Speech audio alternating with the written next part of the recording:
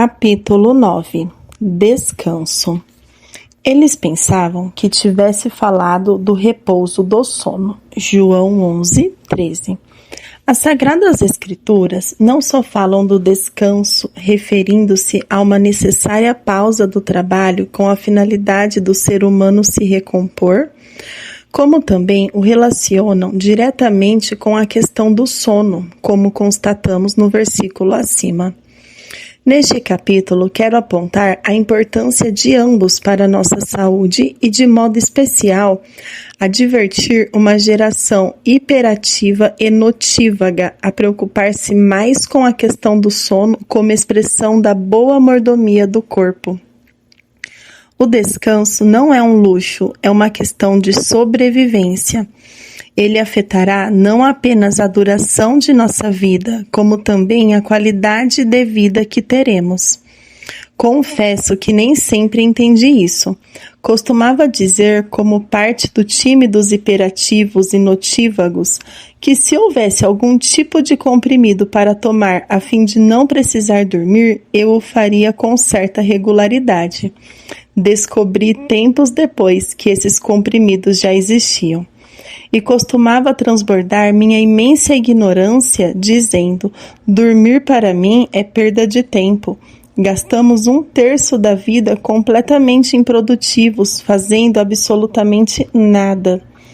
Muitos daqueles que nunca repetiram algo semelhante provavelmente já ouviram essa tolice sendo afirmada por outros. A pergunta a se fazer aos que creem na palavra do Deus bendito, Criador de todas as coisas é: alguma coisa do que Deus fez não foi bem planejada? Não reflete a infinitude de sua sabedoria? O fato de não termos as explicações de que gostaríamos sobre todos os detalhes da criação divina não nos dá o direito de desconfiar do Deus cujo caráter está acima de qualquer suspeita e cujas obras são perfeitas. Insisto em repetir que meu propósito neste livro é destacar o ensino bíblico sobre o cuidado do corpo. Não sou médico e não tenho conhecimento fisiológico profundo, embora cite em várias porções deste ensino comentários de cientistas e especialistas de saúde de áreas diversas. A intenção com tais citações é tão somente enfatizar que a ciência segue descobrindo verdades que as Escrituras já expunham há muito tempo. O sono, com tudo o que proporciona em nosso estado de repouso, é mais do que uma necessidade fisiológica a ser respeitada. É parte do plano divino a ser obedecido. Tal consciência, devidamente corroborada pelo entendimento bíblico, deveria produzir em nós uma radical mudança de pensamento e comportamento. Determinação divina. Deus, desde a criação, estabeleceu e destacou a importância do descanso. Assim, pois, foram acabados os céus e a terra e tudo o que neles há. E havendo Deus terminado no 7º dia a sua obra que tinha feito, descansou nesse dia de toda a obra que tinha feito. E Deus abençoou o 7º dia e o santificou, porque nele descansou de toda a obra que como Criador tinha feito. Gênesis 2, 1-3.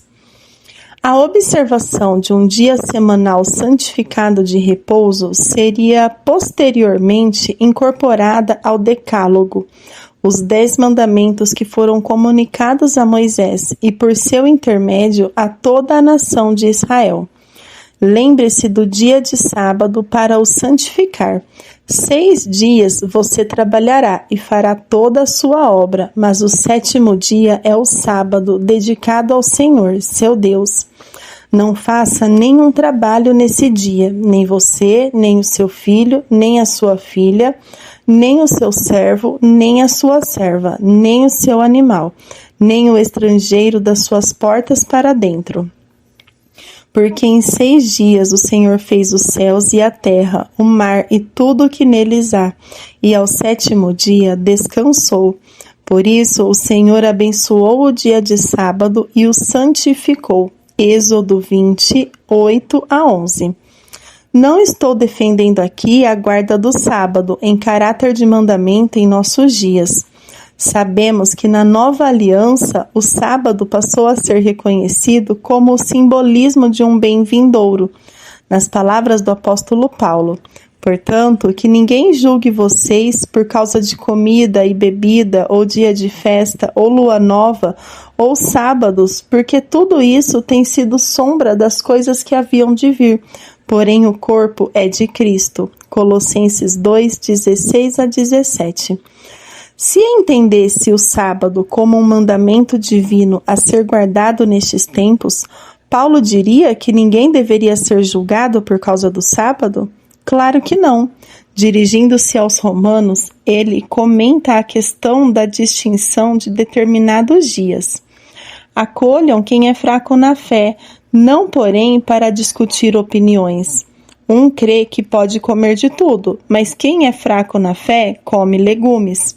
Quem come de tudo não deve desprezar o que não come, e o que não come não deve julgar o que come de tudo, porque Deus o acolheu. Quem é você para julgar o servo alheio?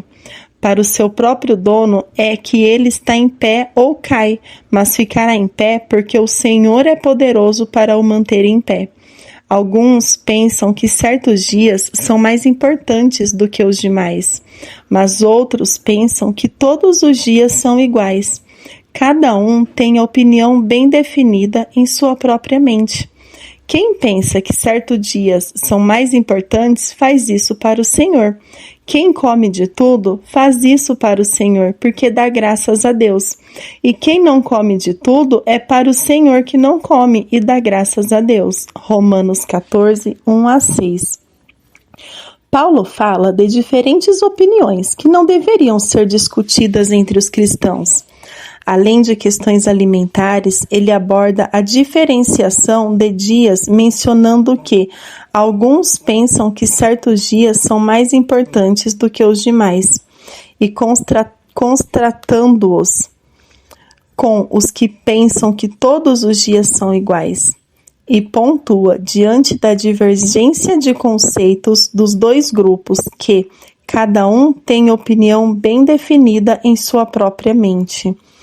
Isso parece ser para você a abordagem de quem acreditava na guarda do sábado como um mandamento para a igreja gentílica?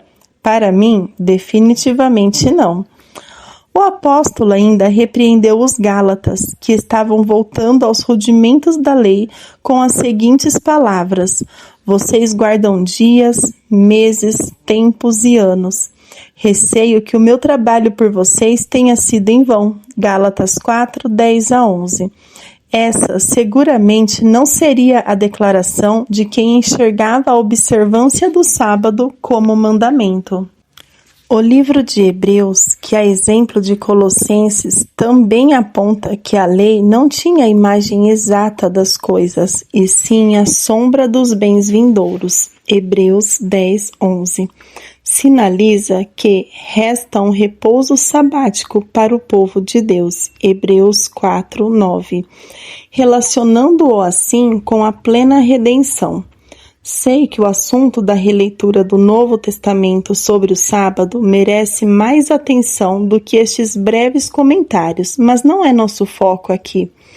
O ponto é que, ainda que tenha dado um mandamento com prazo de validade, visto que a lei seria reformada, Hebreus 9:9-10, e que Deus estava mirando uma mensagem posterior e não apenas o tempo da ordenança literal do dia de descanso, não podemos negar um princípio prático por trás dele, a necessidade de descanso.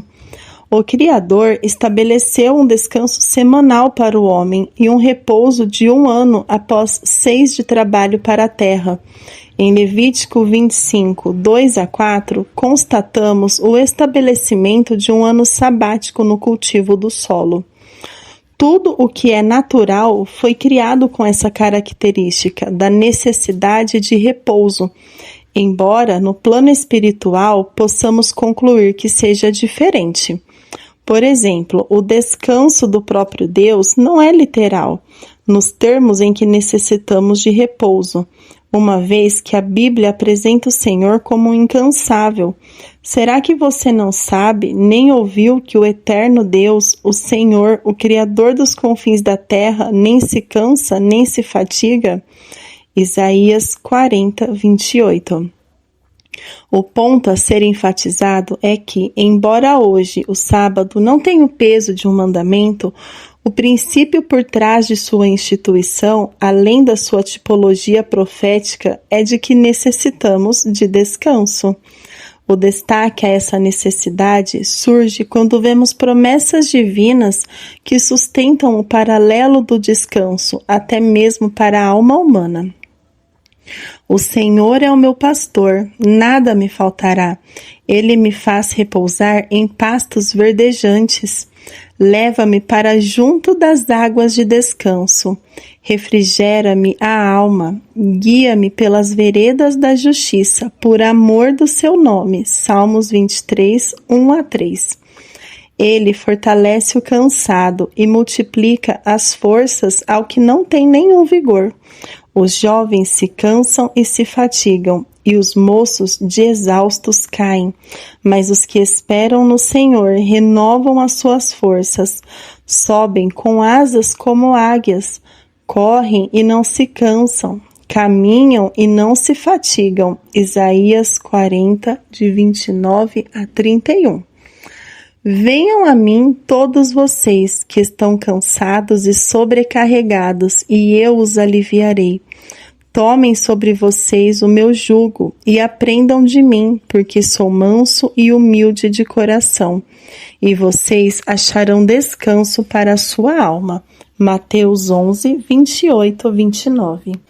Apresentei a visão do descanso relacionada ao sábado, ainda que, obviamente, ela não se limite a isso. Desde o início, o Criador planejou cotas de descanso diário que se dão no turno da noite. Jesus respondeu: não é verdade que o dia tem 12 horas? Se alguém andar de dia, não tropeça, porque vê a luz deste mundo. Mas se andar de noite, tropeça, porque nele não há luz. Tendo dito isso, acrescentou: nosso amigo Lázaro adormeceu, mas vou para despertá-lo. Então os discípulos disseram: Senhor, se dorme, estará salvo. Jesus falava da morte de Lázaro, mas eles pensavam que tivesse falado do repouso do sono. Então Jesus lhes disse claramente: Lázaro morreu. Por causa de vocês, me alegro de que não estivesse lá, para que vocês possam crer. Mas vamos até ele. João 11, 9-14. Antes de falar sobre Lázaro, Nosso Senhor destaca que o dia tem 12 horas, ou seja, o período de iluminação natural que permite trabalho, trânsito e outras atividades é de metade do dia. As outras 12 horas de escuridão são limitadoras. Por isso, Jesus afirmou que se alguém andar de noite, tropeça, porque nele não há luz. Tão logo diferenciou o dia da noite, o período de atividade do de inatividade. Cristo falou sobre Lázaro ter adormecido e sua intenção de despertá-lo. O que os discípulos concluíram? O texto sagrado aponta que eles pensavam que tivesse falado do repouso do sono. Por que associaram isso ao sono literal? Porque era o contexto da conversa. E para onde essa lógica destacada na conversa deles nos leva? Para o propósito pelo qual o Criador dividiu o dia em luz e trevas, claridade e escuridão. Indiscutivelmente, havia um propósito por trás do plano divino, que o homem não focasse apenas a necessidade de produtividade, mas também a necessidade de descanso. E Deus disse: que haja luzeiros no firmamento dos céus para fazerem separação entre o dia e a noite, e sejam eles para sinais, para estações, para dias e anos. e sirvam de luzeiros no firmamento dos céus, para iluminar a terra. E assim aconteceu. Deus fez os 2 grandes luzeiros, o maior para governar o dia e o menor para governar a noite. E fez também as estrelas, e os colocou no firmamento dos céus para iluminarem a terra, para governarem o dia e a noite, e fazerem separação entre a luz e as trevas. E Deus viu que isso era bom. Gênesis 1, de 14 a 18.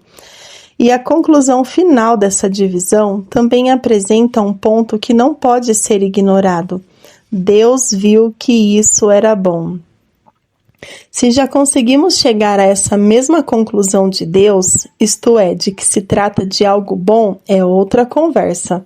O ponto é que o descanso é parte do projeto divino da criação e precisa ser entendido como tal. O descanso do sono deve ser observado tanto em sua recorrência, em cotas diárias, como também em sua duração e horários devidos. Desde o início do advento da eletricidade e piorando com todo o avanço tecnológico, a escuridão da noite, fator que foi um inquestionável limitador na produtividade humana, vem perdendo o poder de nos fazer parar para o tão necessário descanso. Observe essa declaração de Jesus. Se um de vocês tiver um amigo e for procurá-lo à meia-noite, dizendo: Amigo, me empreste 3 pães, porque outro amigo meu chegou de viagem e eu não tenho nada para lhe oferecer. E se o outro lhe responder lá de dentro: Deixe-me em paz, a porta já está fechada e eu e os meus filhos já estamos deitados. Não posso me levantar para lhe dar os pães. Digo a vocês que, se ele não se levantar para dar esses pães por ser seu amigo, ele o fará por causa do incômodo e lhe dará tudo de que tiver necessidade. Lucas 11, de 5 a 8. Enquanto nosso Senhor ensinava sobre a oração, destacou a importância da persistência nas súplicas. E no exemplo que deu, apontou que à meia-noite a família toda encontrava-se deitada. Antigamente, o termo meia-noite tinha significado literal, tratava-se da metade da noite. Hoje, no entanto, muitos de nós nem mesmo foram para a cama nesse horário.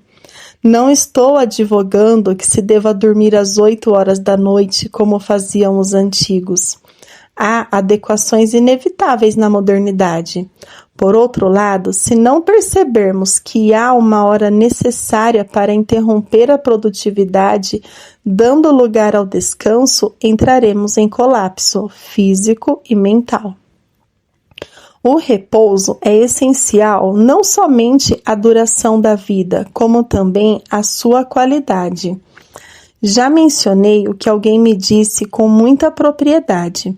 Não estou apenas tentando acrescentar mais anos à minha vida.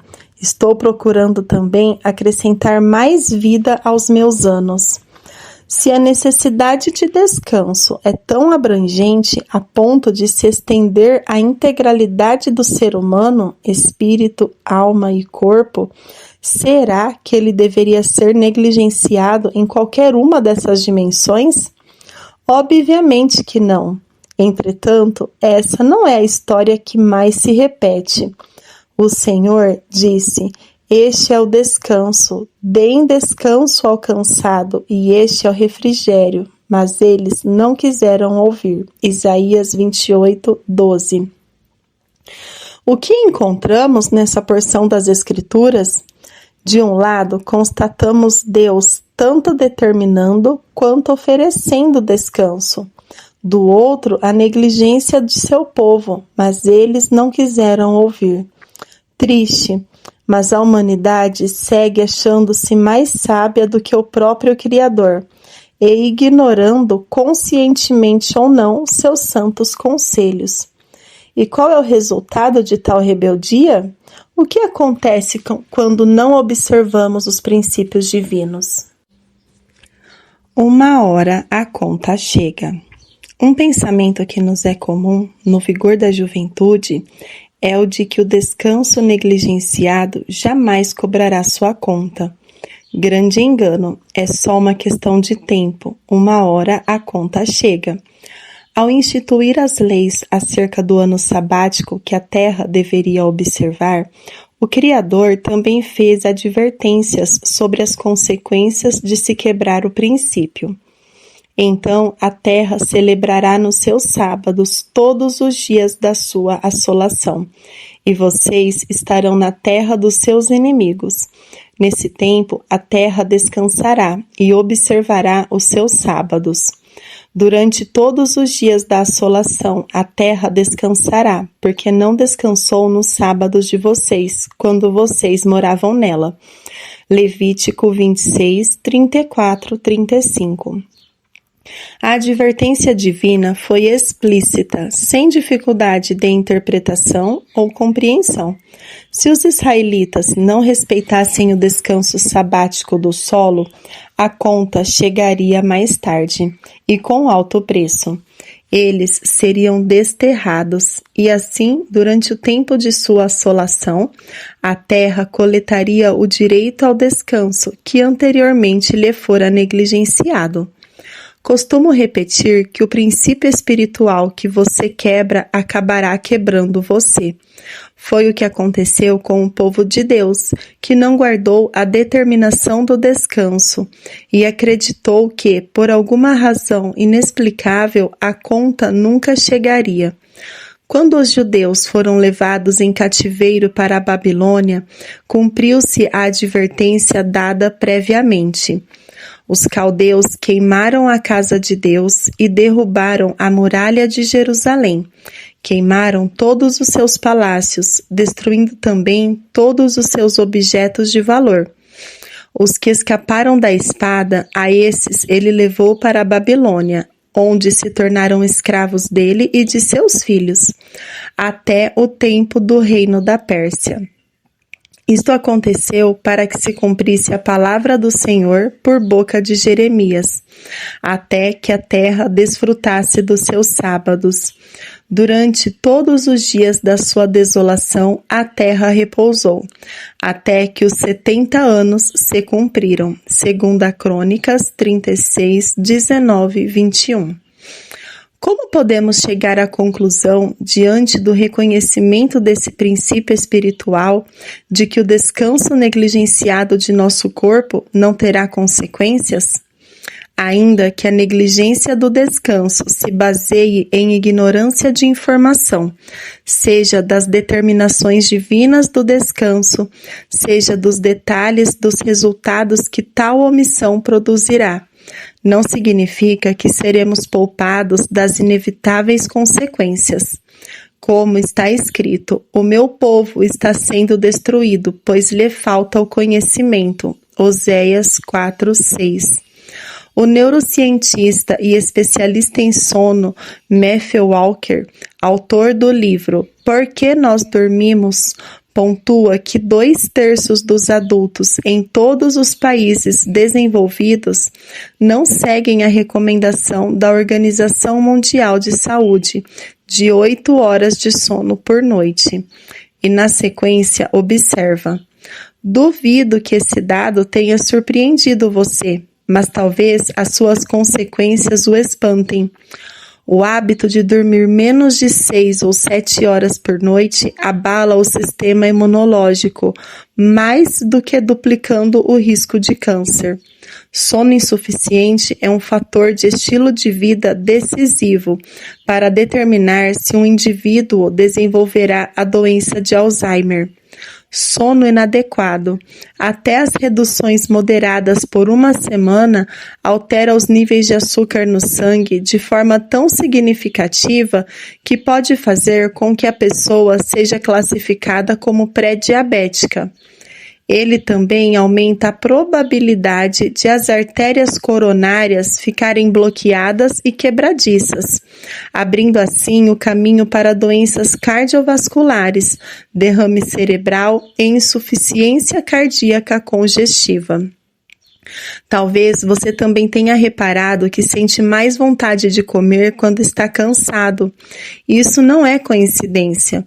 A insuficiência de sono eleva a concentração de um hormônio que nos faz sentir fome, ao mesmo tempo que refreia um hormônio complementar, que, ao contrário, gera satisfação alimentar.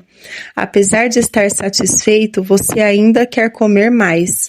Uma receita comprovada para o ganho de peso, tanto em adultos como em crianças com deficiência de sono.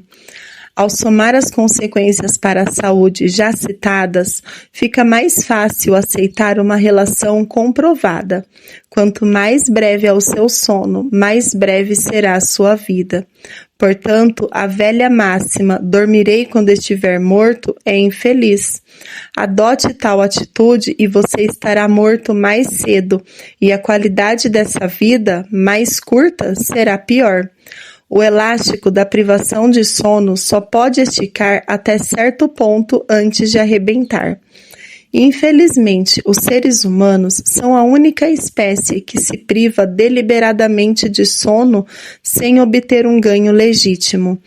Todos os componentes da saúde física, mental, emocional e incontáveis costuras do tecido social estão sendo erodidos pelo nosso oneroso estado de negligência do sono, tanto humano quanto financeiro.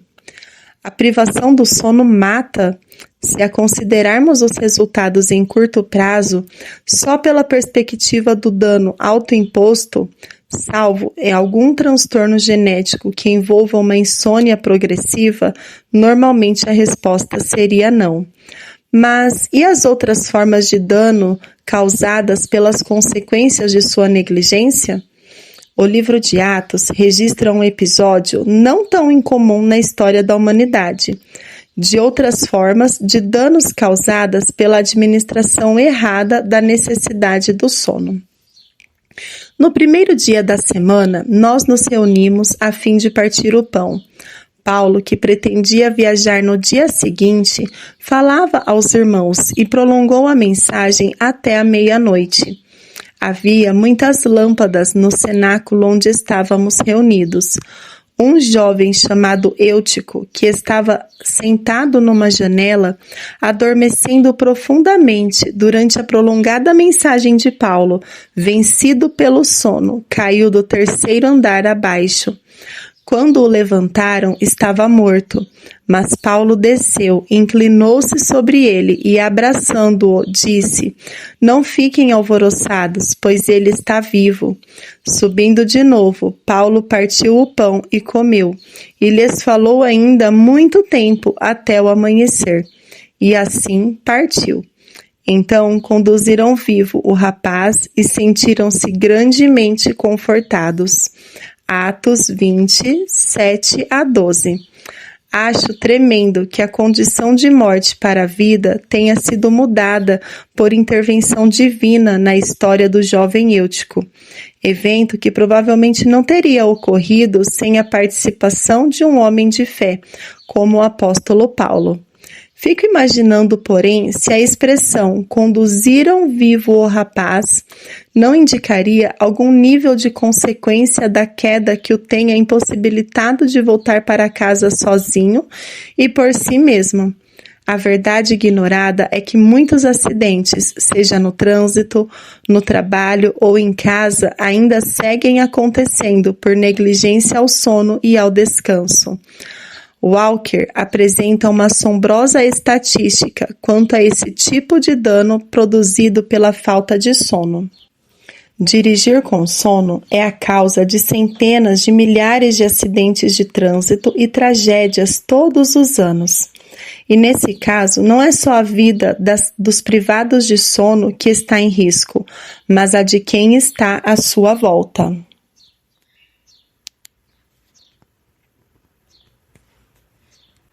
Tragicamente, a cada hora nos Estados Unidos, uma pessoa morre em um acidente de trânsito, em virtude de erros relacionados à fadiga. É alarmante saber que o número de acidentes causados por sonolência ao volante excede o dos causados pelo álcool e drogas combinados. O bom senso segue concordando com as verdades aqui apresentadas.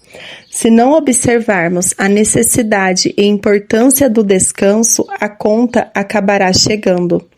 Walker ainda observa outro aspecto que confere seriedade maior a isso, que é o fato de o sono perdido não poder ser completamente recuperado. É importante observar que, seja qual for a quantidade de oportunidades de recuperação, o cérebro nunca chega perto de reaver todo o sono que perdeu. Tudo o que Deus fez é bom. Como já vimos, à medida que as realizações do Criador iam sendo executadas, ocorria também uma avaliação das etapas do processo. Em cada uma delas, a constatação divina era semelhante. E Deus viu que a luz era boa. Gênesis 1, 4. Depois, a frase "e Deus viu que isso era bom" se repete por 5 vezes. Gênesis 1, 10, 12, 18, 21 e 25. Por fim, a conclusão de toda a obra é arrematada com a afirmação: Deus viu tudo o que havia feito, e eis que era muito bom. Gênesis 1, 31. É necessário entender essa verdade acerca das leis da natureza, determinadas pelo próprio autor da criação. Tudo o que ele fez é bom. Salomão, observando e analisando a realidade com diferenciada sabedoria e escrevendo sob inspiração divina, reconheceu: Deus fez tudo formoso no seu devido tempo. Eclesiastes 3:11. O Deus Altíssimo, ao determinar que toda a criação necessita de descanso, revelou que, mais uma vez, como sempre, faz tudo muito bem. E essas leis não são mutáveis nem transitórias, elas permanecem eternamente. Sei que tudo o que Deus faz durará eternamente, sem que nada possa ser acrescentado nem tirado, e que Deus faz isto para que as pessoas o temam. Eclesiastes 3:14. O profeta Daniel asseverou que o Senhor é justo em tudo o que faz, Daniel 9:14. E ao estabelecer as leis que regem o mundo natural, sua própria criação, ele não faltaria com a justiça, traço inquestionável de seu caráter. Então, por que não aceitamos isso com fé da forma mais simples possível? Por que resistimos ao funcionamento de suas leis? O sono não é exigência exclusiva dos seres humanos, embora tenhamos algumas características singulares, especialmente no tocante aos sonhos. Matthew Walker assevera: sem exceção, todas as espécies animais estudadas até hoje dormem ou fazem algo notavelmente parecido com dormir.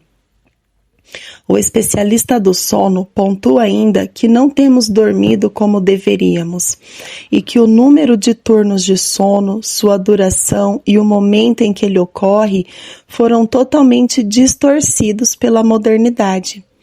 Jesus, enquanto vivia na condição humana, demonstrou respeito às leis naturais, o que incluía o reconhecimento de limitações humanas, como o cansaço e a devida resposta a isso, o descanso, pois tudo o que Deus fez é bom. Assim, Jesus chegou a uma cidade samaritana chamada Sicar, perto das terras que Jacó tinha dado a seu filho José. Ali ficava o poço de Jacó. Cansado da viagem, Jesus sentou-se junto ao poço. Era por volta do meio-dia. João 4, 5, 6. Mesmo sendo Filho de Deus, Cristo viveu limitado a um corpo que se cansava. Foi o que aconteceu nessa viagem, uma vez que ele e os seus discípulos haviam caminhado uma longa distância sob o sol intenso. O texto diz que era por volta do meio-dia. A menção de Jesus sentando-se junto ao poço por motivo de cansaço não sugere outra coisa que não a necessidade de recompor-se fisicamente. Outra passagem bíblica que chama minha atenção nesse sentido trata da ocasião em que Nosso Senhor dorme em um barco em meio a uma tempestade. Ora, levantou-se grande temporal de vento, e as ondas se arremessavam contra o barco, de modo que o mesmo já estava se enchendo de água. E Jesus estava na popa, dormindo sobre o travesseiro. Os discípulos o acordaram e lhe disseram: Mestre, o Senhor não se importa que pereçamos? Marcos 4, 37 a 38. Quem conseguiria dormir em uma embarcação agitada pelas águas, sendo encharcado pela chuva e pelas ondas que se arremessavam contra o barco? Somente alguém que se encontra extremamente cansado. Já dormi em aviões e veículos chacoalhando, e sempre isso só se deu quando eu me encontrava esgotado fisicamente. Não creio que esses detalhes sobre a vida ministerial de Jesus, o que inclui tanto sua produtividade quanto sua necessidade de descanso, foram registrados à toa, uma vez que a própria Escritura atesta que tudo o que no passado foi escrito para o nosso ensino foi escrito. Romanos 15, 4. Jesus demonstrou com seu estilo de vida que devemos nos sujeitar às leis divinas da criação e dar ao nosso corpo o devido descanso. Quais seriam então os propósitos e benefícios do sono? Walker resume-os com as seguintes palavras: ele proporciona vários benefícios garantidores da saúde, passíveis de serem adquiridos pelo uso contínuo a cada 24 horas, caso se queira. Muitos não querem. No cérebro, o sono potencializa uma diversidade de funções, incluindo a nossa capacidade de aprender, memorizar e tomar decisões e fazer escolhas lógicas. Ao benevolentemente reparar nossa saúde psicológica, o sono calibra nossos circuitos cerebrais e emocionais, permitindo-nos enfrentar os desafios sociais e psicológicos do dia seguinte com sereno autocontrole.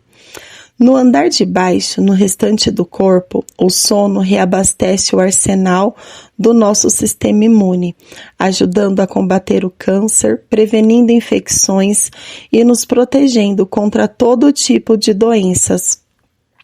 O sono reforma o estado metabólico do corpo, ajustando o equilíbrio de insulina e glicose circulante.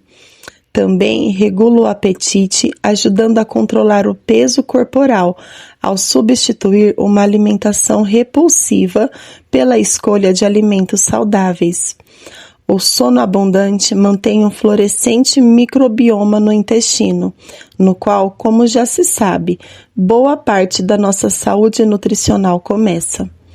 O sono adequado está intimamente associado à boa forma do sistema cardiovascular, baixando a pressão sanguínea ao mesmo tempo que mantém o coração em boa condição. Sim, uma alimentação equilibrada e a prática de exercícios são de importância vital, porém agora o sono é tido como a força preponderante nessa trindade da saúde. O prejuízo físico e mental causado por uma noite de sono ruim é maior do que os causados por uma equivalente falta de alimento ou de exercício. É difícil imaginar qualquer outro estado, natural ou criado pelo uso de medicamentos, que propicie uma reparação mais poderosa da saúde física e mental em todos os níveis de análise. Com base em uma rica e nova compreensão científica do fenômeno do sono, já não é preciso perguntar para que serve dormir. Agora somos obrigados a questionar se há alguma função biológica que não seja beneficiada por uma noite bem dormida.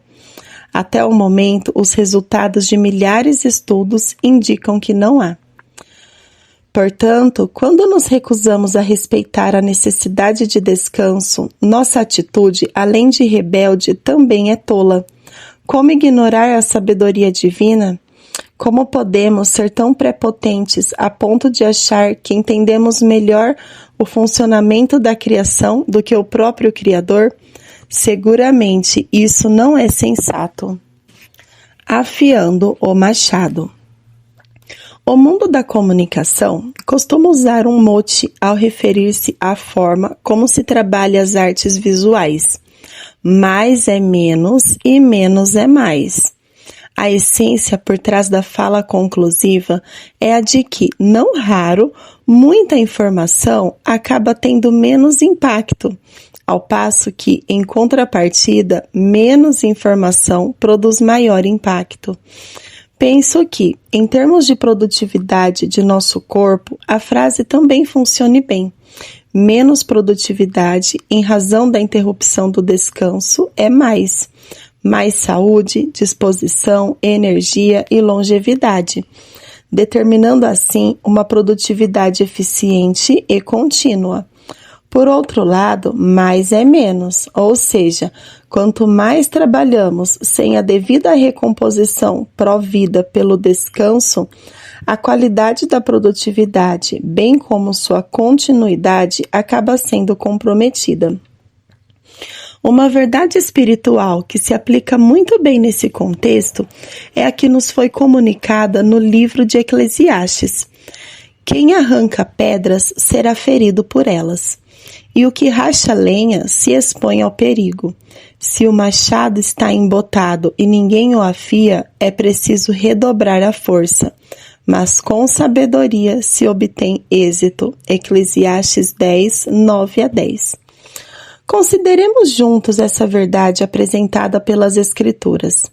O contexto exposto no versículo 9 aponta para quem racha lenha. E então, depois de enfatizar a atividade, passa a falar da ferramenta, o machado. Se o corte do machado estiver embotado, será necessário mais esforço, energia e tempo para concluir a tarefa do que o normal. Entretanto, se houver a sabedoria de fazer uma pausa no trabalho com a finalidade de recuperar a eficiência da ferramenta amolando seu corte, o resultado será uma produtividade maior com menor consumo de energia e tempo. Essa é a razão de a palavra de Deus afirmar que a sabedoria de se afiar o machado é determinante no resultado do trabalho. Ninguém pode alegar não poder parar de cortar lenha para afiar seu machado em nome do comprometimento da produtividade.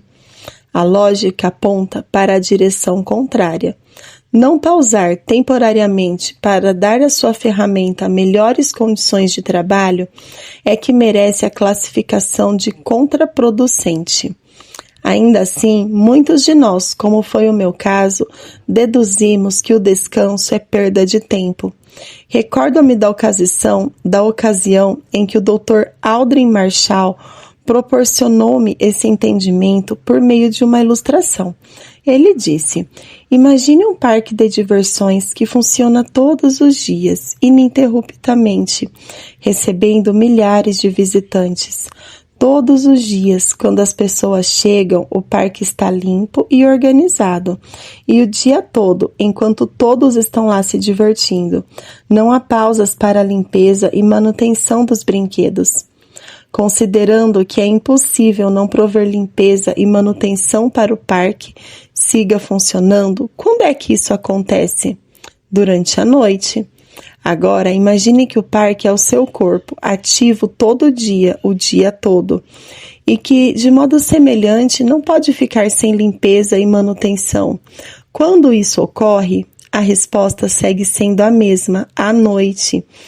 De repente, aquele pensamento tolo de que dormir era perda de tempo começou a desvanecer-se. Parece surpreendente demais para algo tão simples, mas foi a partir dessa conversa que se iniciou em minha vida um processo de despertamento para a importância do sono. Enquanto dormimos, o machado está sendo afiado.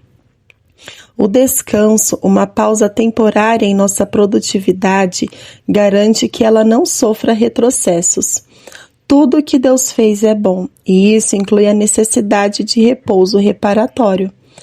Destaquei alguns parágrafos atrás que Jesus respeitou os limites de seu próprio corpo, sem perseguir de forma insensata uma dimensão de produtividade fantasiosa. Acrescente-se a esse fato o modo como Cristo lidou com a produtividade de seus discípulos, conforme apresentado intencionalmente pela Bíblia. Os apóstolos voltaram à presença de Jesus e lhe relataram tudo o que tinham feito e ensinado. E eles lhe disse: venham repousar um pouco, à parte num lugar deserto. Isto porque eles não tinham tempo nem para comer, visto serem muitos os que iam e vinham.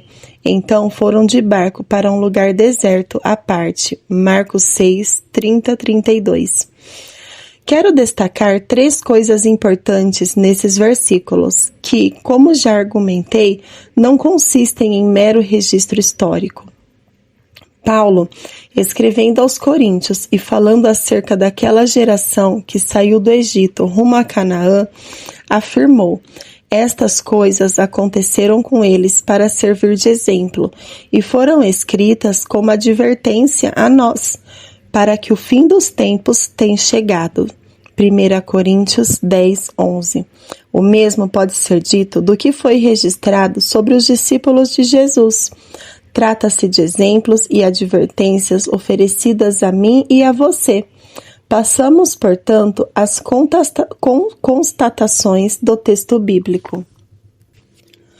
1. O versículo 30 enfatiza a produtividade. Tendo cumprido a missão para a qual tinham sido enviados, os discípulos retornaram a Cristo, e houve uma prestação de contas detalhada. Lhes relataram tudo o que tinham feito e ensinado. 2. Já o versículo 31 registra a importância da interrupção temporária da produtividade, uma convocação ao descanso. Venham repousar um pouco à parte num lugar deserto. Uma observação justa é que a proposta foi pelo maior interessado em nossa produtividade ministerial, o próprio Cristo que nos comissiona a servi-lo. 3. O versículo 32 ressalta o motivo pelo qual a pausa do repouso se mostrou necessária. Isto porque eles não tinham tempo nem para comer, visto serem muitos os que iam e vinham. O trabalho demasiado se torna comprometedor quando não há descanso. Quando eu era garoto, ouvi os mais velhos fazerem alusão à inutilidade de um parafuso quando apertado demais. Não adianta espanar a rosca. Como já reconhecido e repetido, tudo o que Deus fez é bom, inclusive a criação do ser humano, com sua embutida necessidade de descanso. Ainda que não tivéssemos acesso ao grande volume de informações sobre a importância do sono, fruto de inúmeras descobertas e constatações científicas, a simples crença na orientação bíblica deveria ser suficiente para darmos mais valor e atenção ao descanso. Porém, acrescente-se a essa responsabilidade espiritual de andar no que determinam as Sagradas Escrituras, as claras informações a que hoje temos acesso, na perspectiva natural, sobre por que precisamos de repouso. E ninguém será indesculpável se optar por prosseguir em deliberada negligência. O distúrbio das preocupações. A palavra de Deus nos revela que o Criador espera que possamos desfrutar de um sono tranquilo e livre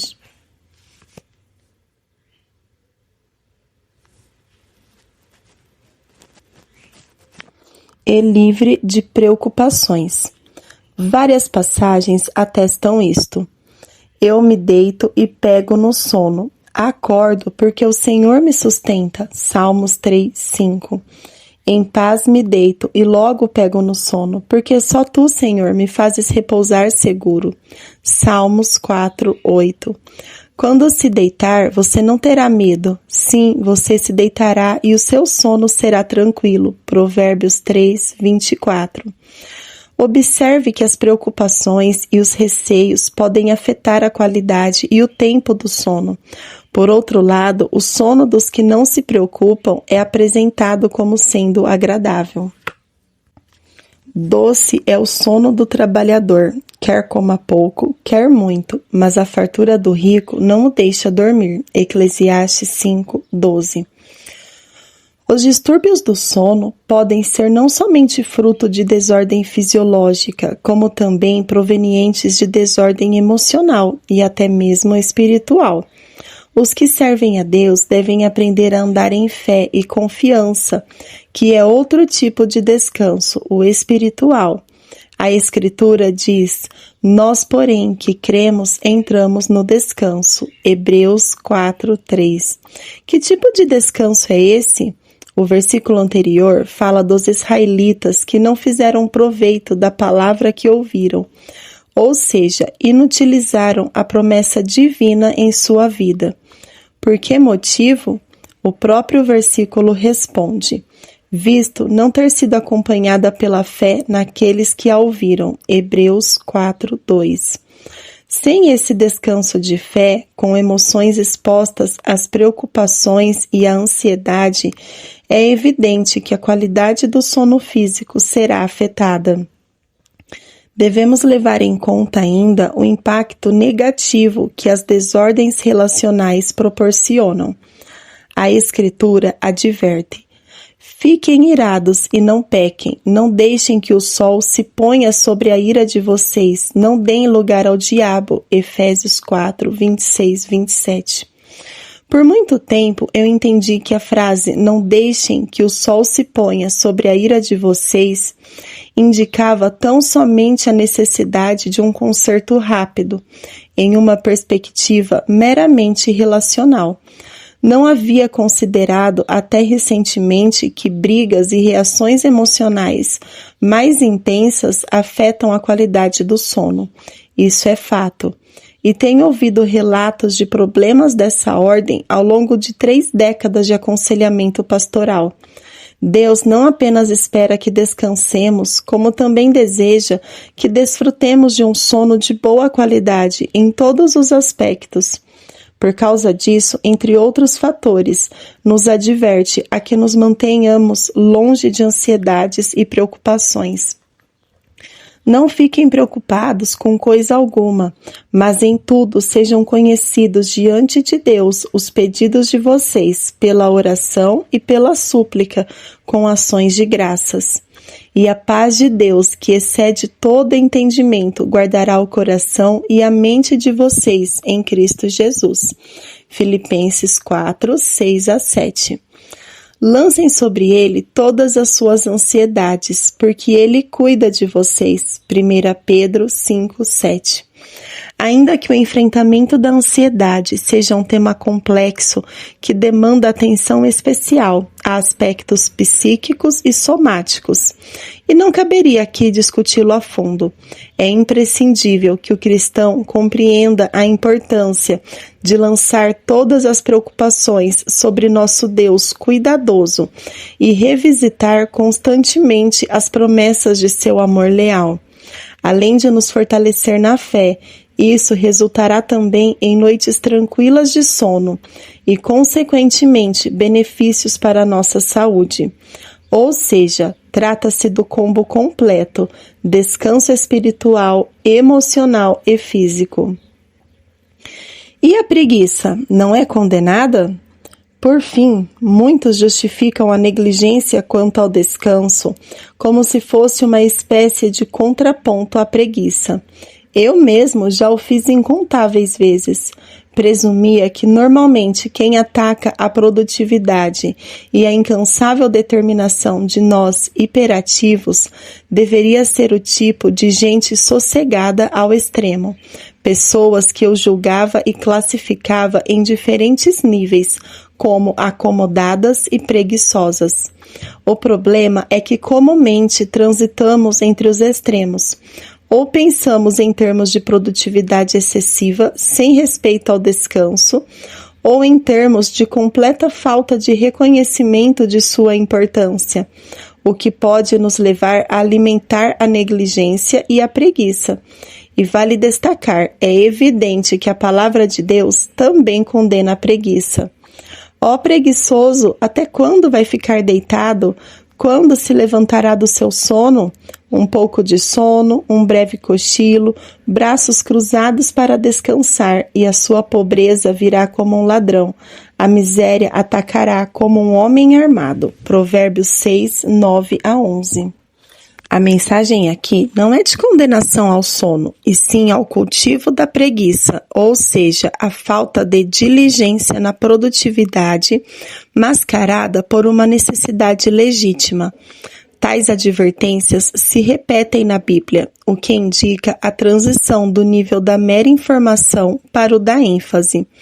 Não ame o sono, para que você não empobreça. Abra os olhos e você terá pão de sobra. Provérbios 20, 13. Ambos extremos serão danosos ao ser humano. A sabedoria se encontra no devido equilíbrio entre o reconhecimento dos dois tipos de valores bíblicos que nos são comunicados. É inquestionável que qualquer excesso é errado, seja a preguiça ou a negligência do descanso. O mesmo, aliás, poderia ser dito a respeito do exercício físico, assunto de nosso próximo capítulo.